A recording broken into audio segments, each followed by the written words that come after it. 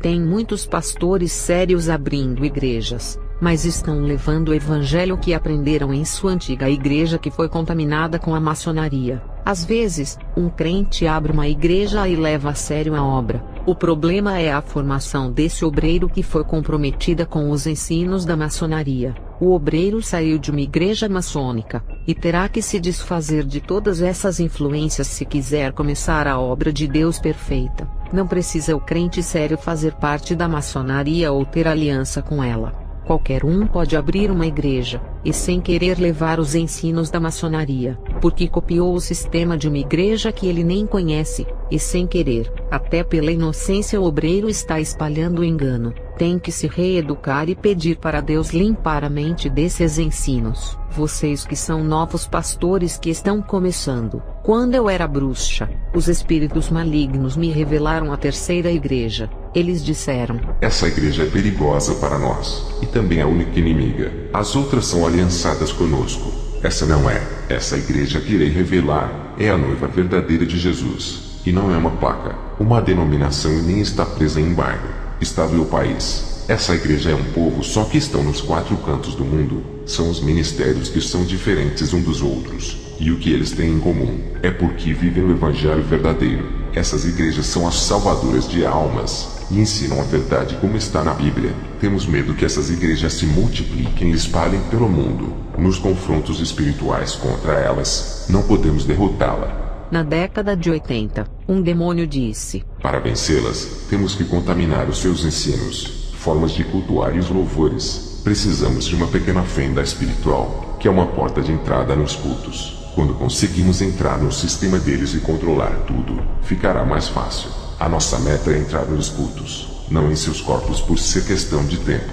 Primeiro se rouba o altar e controla o líder, ganhando a mente do pastor. Conseguimos o seu rebanho também, enquanto a verdade estiver sendo pregada no altar, e os louvores entoados forem espirituais, eles estarão fortes, porque estão se alimentando do céu. Precisamos cortar esses suprimentos para colocarmos outros louvores que não sejam do céu, e pregações que não são espirituais. E quando o povo começar a ouvir outro evangelho e outros louvores, entraremos nos altares dessas igrejas, e depois para possuir cada corpo através da contaminação. Primeiro temos que semear a terra com outro evangelho e outros louvores, e o pastor que aceitar a entrada desses novos louvores que o nosso mundo gospel criou, e o nosso evangelho, entraremos no ministério juntos com essas bagagens, e iremos manipular a mente desses pastores para ensinarem a mentira, e da mesma forma que usamos as bruxas com profecias e revelações, iremos usar o povo da igreja porque o pastor concordou e aceitou os nossos projetos. Tudo depende das lideranças aceitarem. Se eles não aceitarem, não poderemos entrar nos altares. Trabalhamos dentro da legalidade que nos dão. Sem essa legalidade, não podemos fazer nada. Existem leis no mundo espiritual que não podemos quebrar. Essas leis não foram criadas por nós.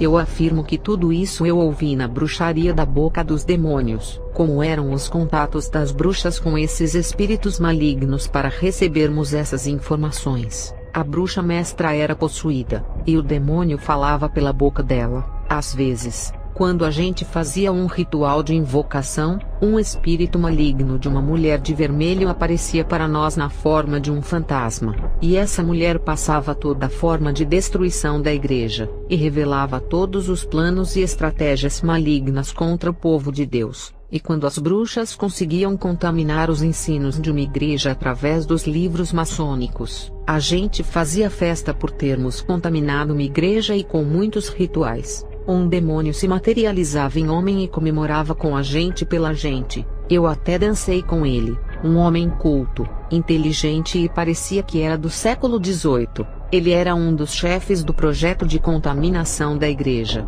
Esse homem tinha um porte físico de sedutor parecendo com aqueles atores de novelas mexicanas. Esse homem desapareceu em meio à festa. Ele virou uma fumaça negra e sumiu. A hierarquia das trevas tem um demônio chefe do projeto, que comanda legiões que trabalham para ele. E essa legião comanda os grão-mestres da maçonaria e todos os líderes do ocultismo. E esses líderes comandam os seus discípulos. As organizações das trevas são mais unidas, enquanto as igrejas estão em guerras. E por causa disso, os planos malignos estão entrando nas igrejas. O número de igrejas